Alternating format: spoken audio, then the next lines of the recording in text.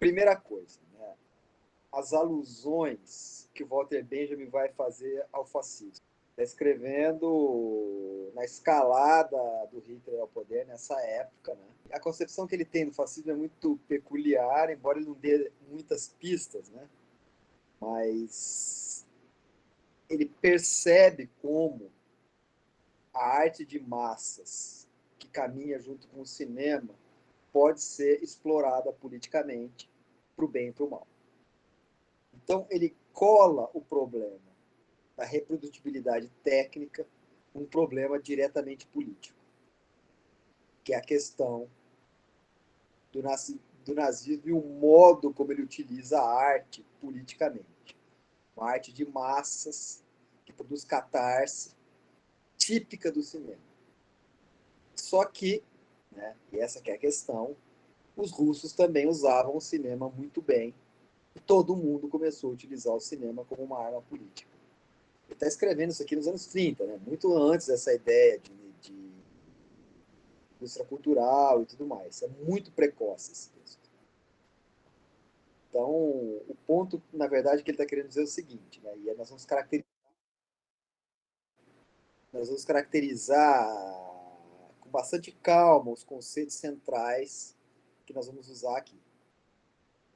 Mas veja, eu vou voltar a um tema que eu já adiantei para vocês, a questão do fascismo, e a gente entra na discussão direta do texto. Sempre existiu uma polarização no pensamento alemão entre uma escola que as pessoas chamam de Friburgo, que são os ordoliberais, e a escola de Frankfurt, que é uma escola de crítica cultural radical. O que é o ponto dessas duas escolas? E o Walter Benjamin é considerado um dos membros da escola de Frankfurt. Essas duas escolas atacam o problema do nazifascismo de pontos de vista muito diferentes. O que fica insistindo o pessoal da escola de Frankfurt? Há uma conexão direta entre capitalismo e fascismo. O problema é o seguinte: a sociedade da máquina quebra as estruturas do cotidiano, gera um conjunto de constrangimentos novos, e a lógica fascista é usar uma retórica arcaica, sangue, honra, aplicada à tecnologia de ponta. Por isso essa discussão da arte. O cinema é uma arte de vanguarda. Então, do ponto de vista da escola de Frankfurt, qual é o problema? Ou você acha uma outra lógica, a lógica da concorrência e a lógica do mercado, ou o tempo todo a ameaça nazista vai ser recolocada. O Adorno tem um texto clássico, né? Ele vai insistir que o que produziu Auschwitz não acabou em 45. É essa lógica que ele está falando. Que, num certo sentido, o Walter Benjamin também concorda. O problema, na verdade, é a reprodução do capital e o modo como a mercadorização da vida vai quebrando as tradições. E, desse ponto de vista, o fascismo seria uma resposta usando valores arcaicos, mas uma resposta que aposta na tecnologia e aposta no uso da arte para controle social. A posição de Friburgo é diferente. São os grandes antagonistas. O problema nunca foi a concorrência, nunca foi o mercado. O problema é a forma muito acelerada com que essas transformações ocorreram e não deu tempo das pessoas se adequarem a um sistema de concorrência. Então, o debate era mais ou menos nessa direção. Nós vamos salvar o sistema da concorrência, das suas disfuncionalidades, e aprimorar a lógica da concorrência, a lógica do mercado, ou nós vamos buscar uma outra coisa? Essas eram as duas posições que estavam no eixo da discussão. O Benjamin tem uma posição muito curiosa, porque, evidentemente, ele é contra o fascismo, né? Óbvio, mas ele acredita, né, que a batalha tem que ser dada no plano também da arte, e como é que você vai utilizar a técnica moderna para produzir um novo tipo de arte que não produza a letargia, mas que produza a emancipação e que inquiete as pessoas. Isso eu acho que isso está relativamente claro no texto. Mas veja, o cinema faz duas coisas simultaneamente, porque ele é rápido, dinâmico, ele paralisa, ao mesmo tempo que ele dá uma espécie de sensação de inquietude. Essa sensação pode ser utilizada para a transformação. Então, é por aí que ele vai. Por aí que ele vai. Agora, por que isso está no curso? Em parte, porque o curso passa pelo fascismo, mas como vocês vão ver predominantemente com a discussão do Paul Virilio, que é a próxima, no certo sentido, o Walter Benjamin adianta toda a reflexão do Virilio. O que é interessantíssimo, e foi o Benjamin que fez isso pela primeira vez, é como é que a técnica, primeiro, a técnica está sempre imiscuída, misturada, e ele é transversal à sociedade. Não tem uma técnica separada da sociedade. Nesse sentido, ele está muito na frente, eu acho, de uma tendência desenvolvimentista do marxismo, que vai acreditar que você tem que desenvolver as forças produtivas e que o desenvolvimento das forças produtivas produz a possibilidade de uma sociedade comunista, porque melhora a produção e tudo mais, e a questão é só distribuir. O ponto do Benjamin é outro. Como a técnica atravessa sempre transversalmente a sociedade, ela está sempre mediando as relações entre os homens entre o meio natural e os objetos técnicos. A técnica é esse movimento, né, que fica nos interstícios das relações entre o homem e a natureza, se quiser pôr assim a questão.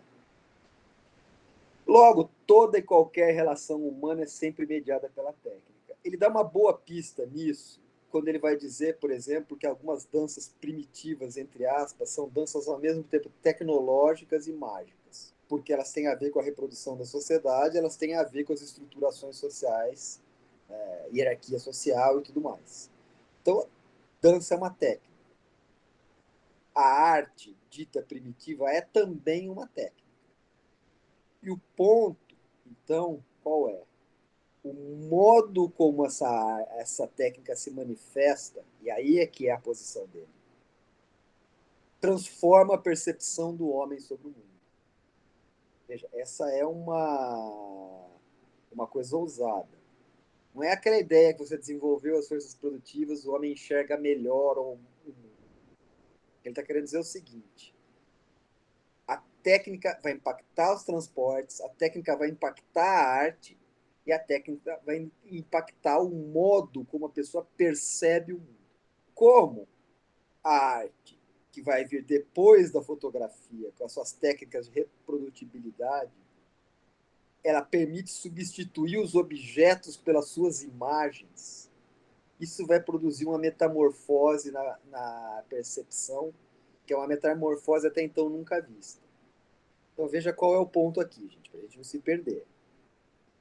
Ele não está saudando a modernidade como, saímos da barbárie. Ao mesmo tempo, ele percebe que tem uma diferença nas transformações técnicas ligadas à modernidade, que a partir daí você consegue comparar as demais sociedades. Nisso ele está numa trilha muito comum do marxismo. E boa. Veja o ponto dele. Eu vou desenvolver mais isso. Estamos só aqui no aquecimento. A fotografia permite a reprodutibilidade técnica das coisas. O que é isso? Com a máquina fotográfica, eu posso fotografar a Capela Sistina. Eu posso fotografar um totem que eu vi em determinado lugar.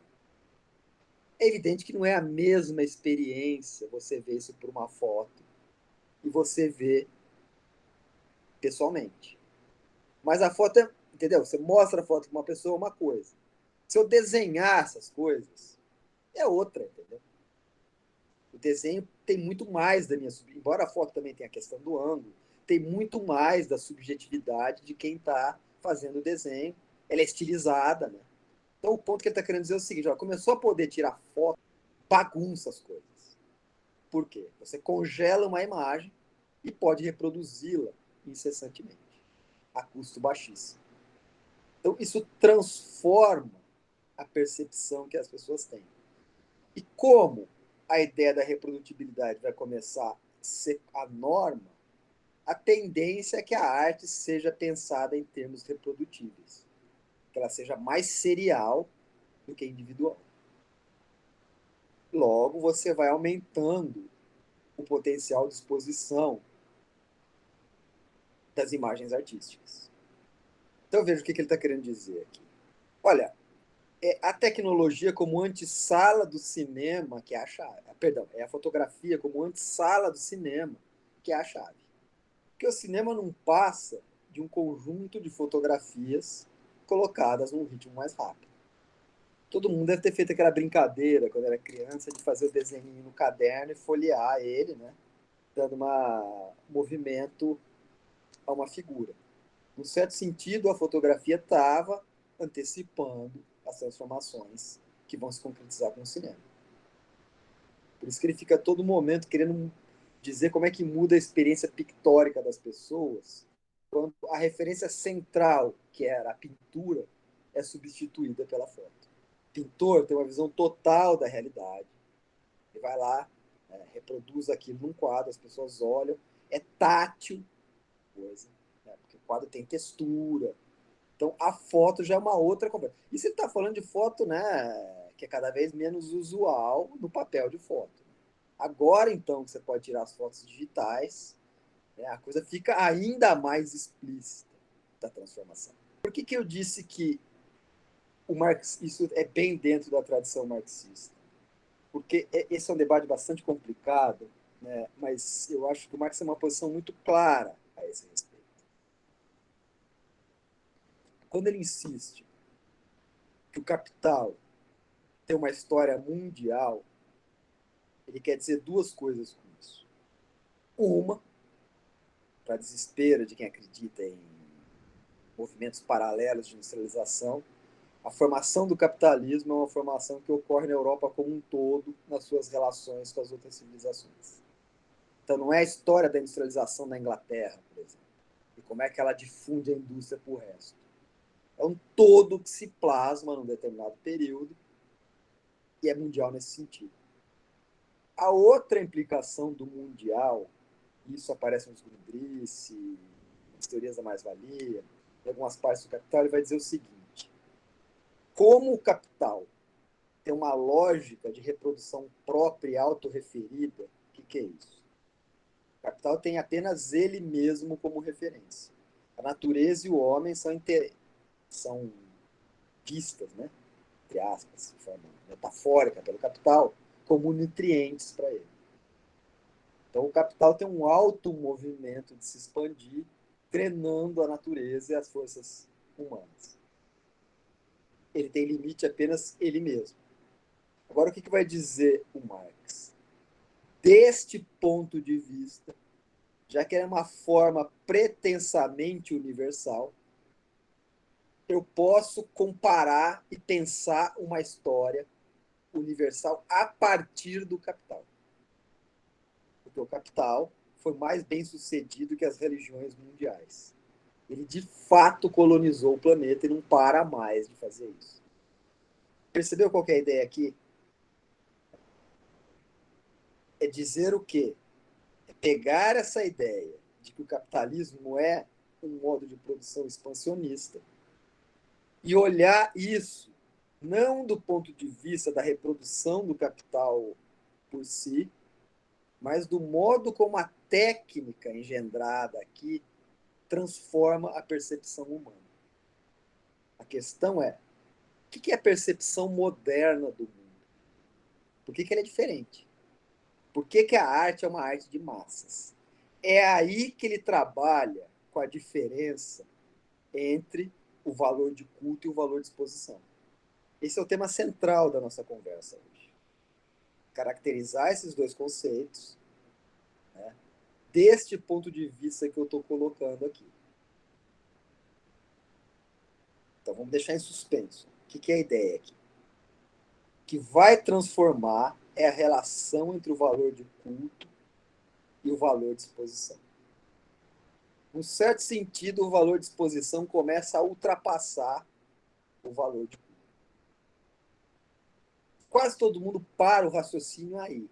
Ah, tá vendo? Ó, mercantiliza a arte, papapá, a arte não deveria ser mercadoria, a educação não deveria ser mercadoria. Aí vem aquele discurso que ele é parcialmente correto, mas ele é meio tonto em algumas coisas. É isso que ele está dizendo. Mas palma, palma, palma. Não é só isso. Tem mais coisas. O que muda é a relação imanência-transcendência. Esse é um ponto que é um ponto complicadíssimo. E eu cheguei a tocar nele na nossa segunda ou terceira conversa. Não, na primeira já adiantei. Com a célebre referência ao Padre Quevedo, né, seu debate com o Henri Cristo. Que era um debate entre o quê?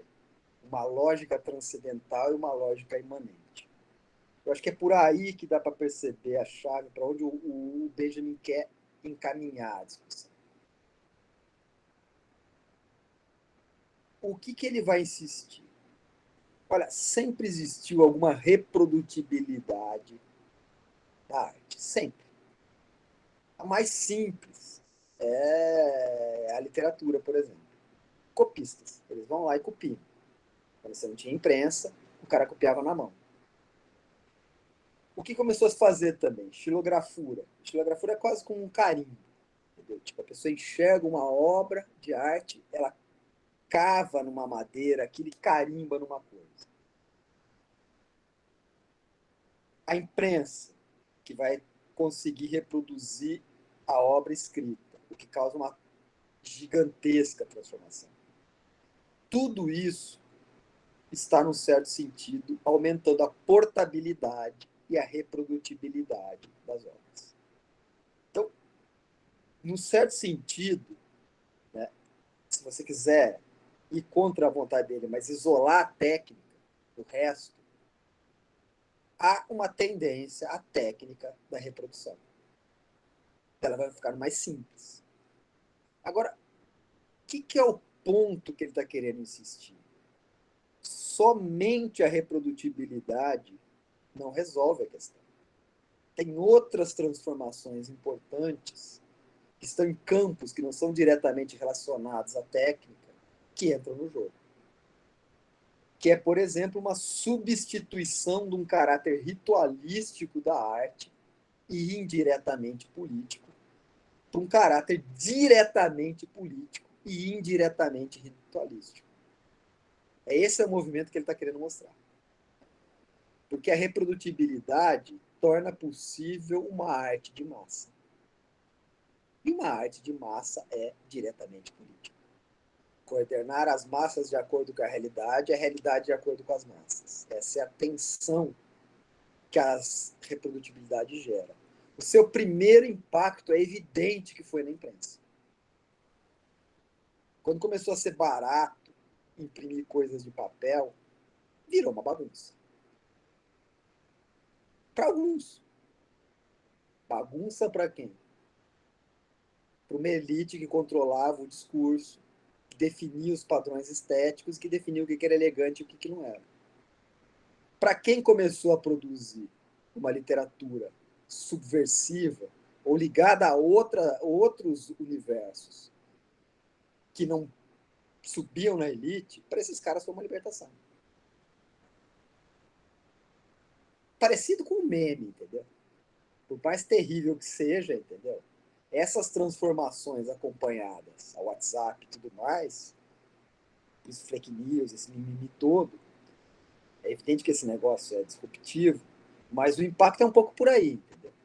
Se você permite que qualquer pessoa produza um vídeo no YouTube, qualquer pessoa produza um meme e que ele circule muito rapidamente, você está mexendo na reprodutibilidade do discurso e das coisas.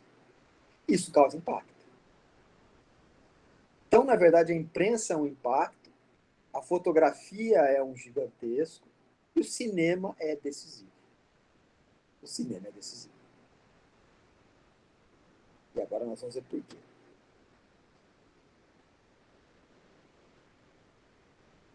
Ponto 1. Toda reprodução, por mais perfeita que ela seja, ela elimina algo. O aqui e agora. Uma reprodução não tem aura. Essa é uma explicação muito engraçada na boca do marxista. O que ele está chamando de aura? É a marca do tempo, é a marca do real num objeto. A Capela Sistina é a Capela Sistina. Mesmo que você copie. A Mona Lisa é a Mona Lisa, mesmo que você copie. E isso é a aura. É o caráter singular, é o caráter único de uma obra.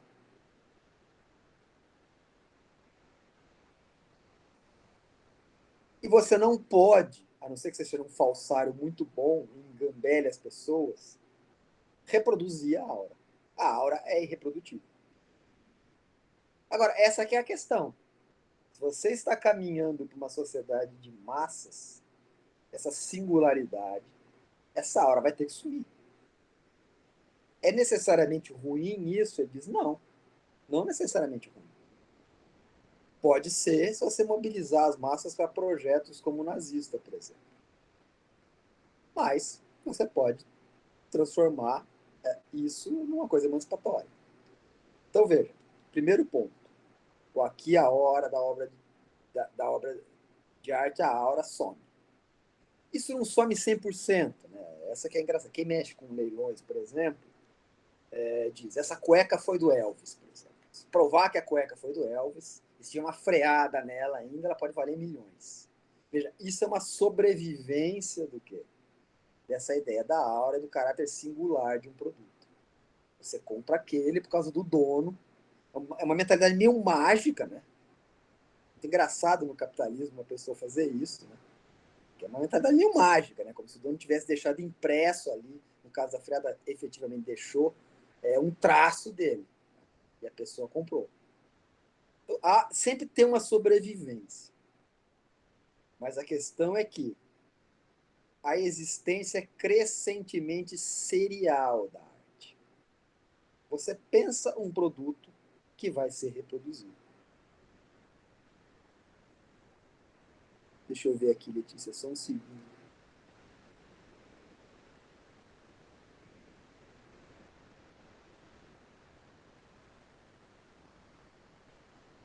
Então, aí nós vamos chegar nisso daí.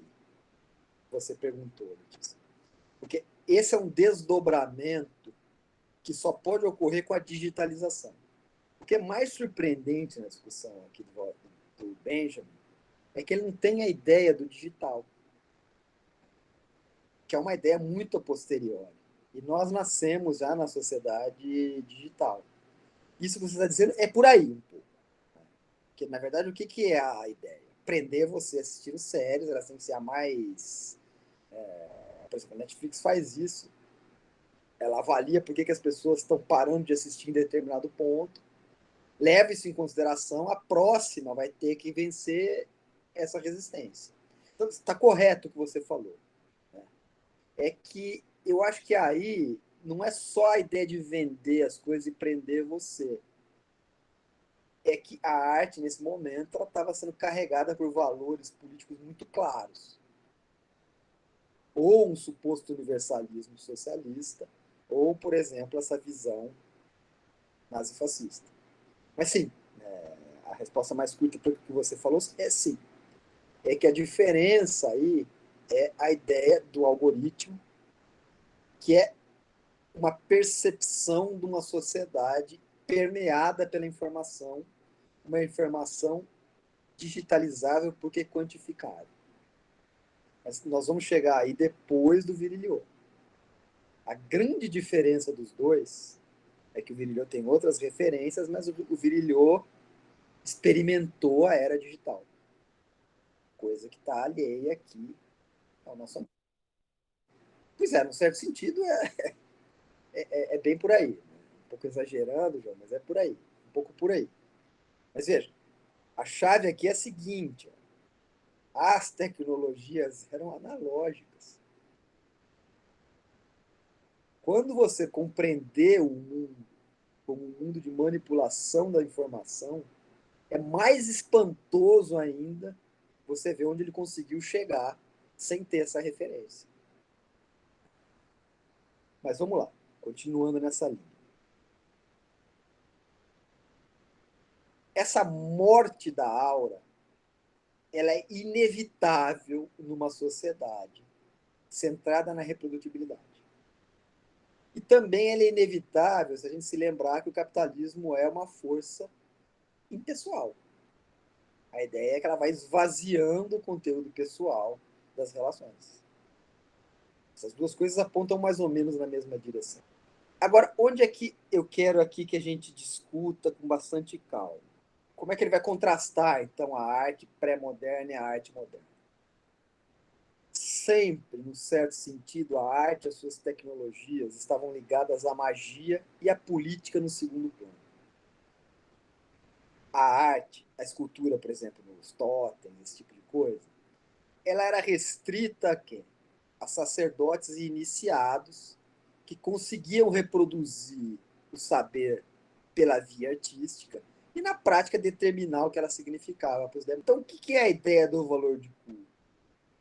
É o modo como o homem percebia os objetos artísticos, como um acesso ao mundo. Isso é o pensamento mágico, um acesso ao mundo que não é imediatamente visível. É o acesso ao mundo para além desse mundo. Por isso ele usa a expressão transcendental. A arte era aquela coisa que permitia você enxergar um outro mundo. Que mundo?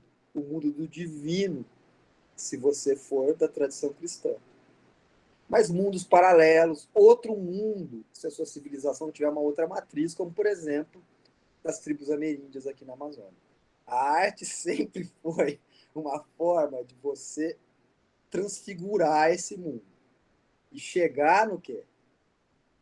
Um outro mundo. O ponto é o seguinte, né? A arte era exatamente a ideia do quê? De como você enxerga um outro mundo que transcende esse. Veja como que é interessante a discussão dele. Ele não para nessa denúncia boba de indústria cultural, que é real, mas ele vai muito longe. Antes desse negócio virar moda. Ele diz, olha, quando se sobreleva a dimensão do valor de exposição, e aí ele está colado mesmo na reprodutibilidade, e com o uso da fotografia, por exemplo, que é um aparato que te permite olhar a realidade de um outro jeito, parece que aquela coisa transcendental, aquele acesso proibido, secreto, aquele acesso para poucos ao mundo transcendente, é substituído por este mundo aqui, mas visto de forma diferente, visto de forma mais profunda. Quem vai pegar essa avenida vai ser o Virilio.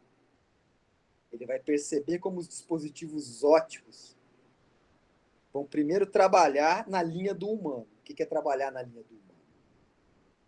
Telescópio, microscópio, coisas que, da nossa percepção, eles vão ampliá-la. A chave é a tecnologia digital. Você não precisa do córtex do homem, que é lento demais. Quando as máquinas conseguirem processar as imagens e entender o meio que a cerca, elas vão conseguir deixar o humano obsoleto, no certo sentido. Essa é a lógica dos algoritmos. É uma lógica que, na verdade, as máquinas percebem o nosso comportamento, preveem o nosso comportamento. Então, cadê aquele indivíduo liberal que toma decisões? Você nivela os homens pelo quê? Pelos seus comportamentos. Mas veja, esse é o salto que o Virilio vai dar. Onde é que nós estamos aqui, antes desse salto? O que na verdade, então, o nosso amigo aqui está insistindo? Quando a pessoa tira uma foto, o que se revela é diferente do pintor. Ele quer pegar um momento, ele quer pegar uma coisa, mas aquela foto vai revelar coisas que, a princípio, a cara nem queria que elas fossem reveladas. Tem um filme que chama Blow Up, que é um filme clássico dos anos 80, que é isso, o cara tira uma foto, naquela foto ele viu que foi cometido um assassinato. E tem uma versão que vocês devem ter lido naquelas coleções infanto-juvenis, O Caso da Estranha Fotografia.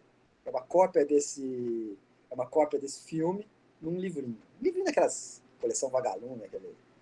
Com certeza alguém de vocês já leu.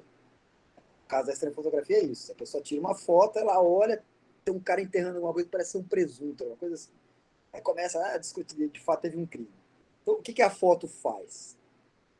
Como ela congela coisas um instante que você não processa, ela permite você modificar a visão pictórica do mundo e a realidade. Penetrar mais fundo nessa realidade, se você quiser. Ou transformá-la. O que é transformá-la? Zoom. Uma exposição mais lenta, uma exposição mais rápida. Colocar aquelas lentes que mexem na realidade. Então, na verdade, o que é a ideia? Isso é de sentido. O valor de exposição se sobreleva, mas é um outro tipo de imagem. Uma imagem que quer, na verdade, ser cada vez mais imanente e dentro do quê? Do nosso mundo. Então, ao invés de uma postura saudosista, parece que o Benjamin está propondo aqui é mais ou menos o seguinte, se fosse eliminar a questão. Há uma perda de realidade transcendente. Você perde aqueles mundos mágicos, do pensamento mágico ou da visão transcendental cristã. Isso vai sendo perdido.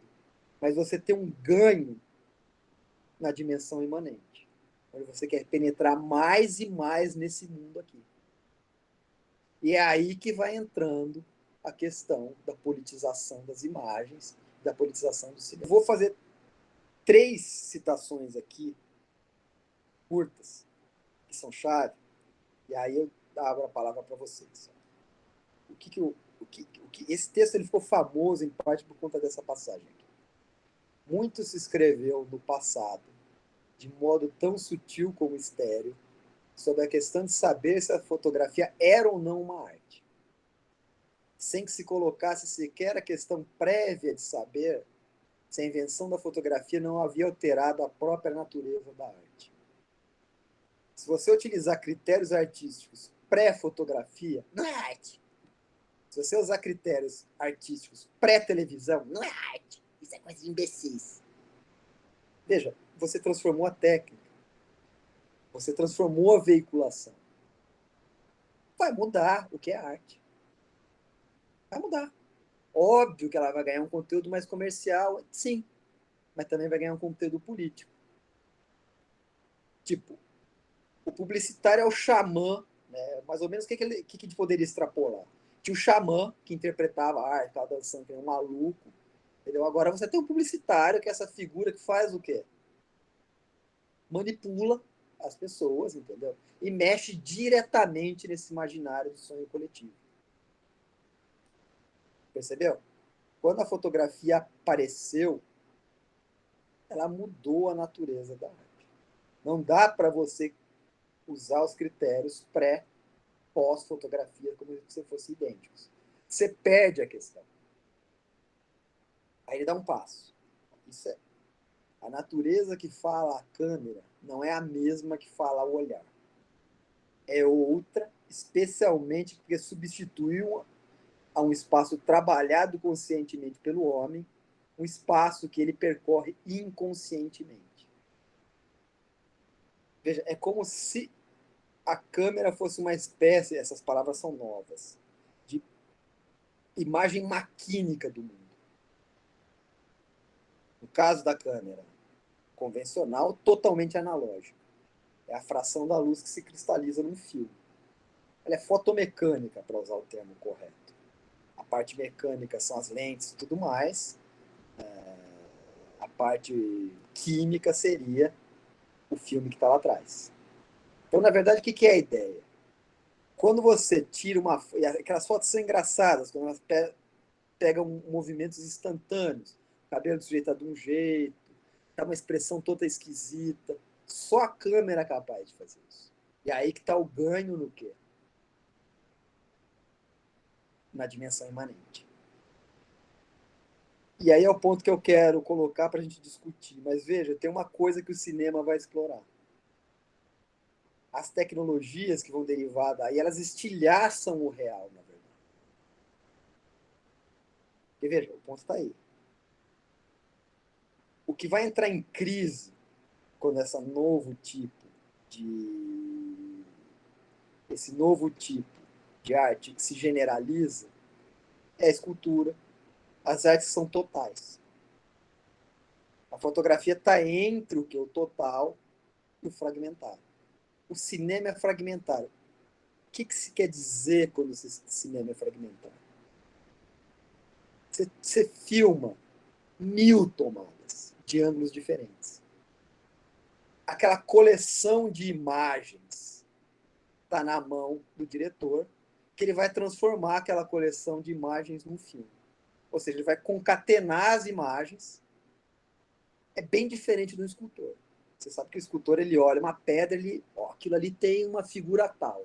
Ele vai desbastando ela, ele enxerga no quê? Numa base a forma. E aí ele modela. Olha como é diferente aqui. Você tem um conjunto de imagens espatifadas e que o diretor vai querer atribuir um sentido a ela. O que ele faz? Concatena elas numa determinada velocidade, num determinado tipo, e manipula o real. Então, na verdade, o filme é decisivo porque ele é imersivo, ele ocorre na nossa temporalidade. E aí tem uma passagem que é uma passagem muito divertida, né? Talvez seja por isso que o Mickey é uma coisa tão impactante. Né? O que é a ideia? Ele vai dizer o seguinte, né? Parece que o cinema quebrou uma máxima do Heráclito, que é a seguinte: a realidade do homem acordado é uma realidade comum, compartilhada por todos. A realidade do homem dormindo e sonho é uma realidade privada, porque são seus sonhos, só dele, que ele não vai conseguir transmitir para ninguém, que a rigor só fazem sentido para ele. Essas figuras de sonho coletivo, que só são possíveis no cinema. A literatura sempre tentou fazer isso, mas é diferente. Tá, tudo bem, cada pessoa vai ver o filme e ter uma interpretação do filme. Mas o Mickey, o Papai Smurf, entendeu? É mais coletivo do que os personagens da literatura. Essa é a chave. Essas figuras. O que são essas figuras? O que ele está entrando aqui na dimensão da virtualidade sem ter o termo, embora ele use a ideia de virtual. O Mickey é real. Embora ele esteja em que mundo? No plano da imaginação, no plano dos sonhos coletivos. Essa possibilidade de você trazer para o real essas figuras é que vai bagunçar a arte e que vai bagunçar, sobretudo, a política. Porque você vai trazer essas figuras para quê? Para fazer parte do real. Então, por isso que eu acho esse texto assim fantástico em vários aspectos. É a quantidade de coisas condensadas e de avanços, né, coisas que só vão ficar claras muito depois.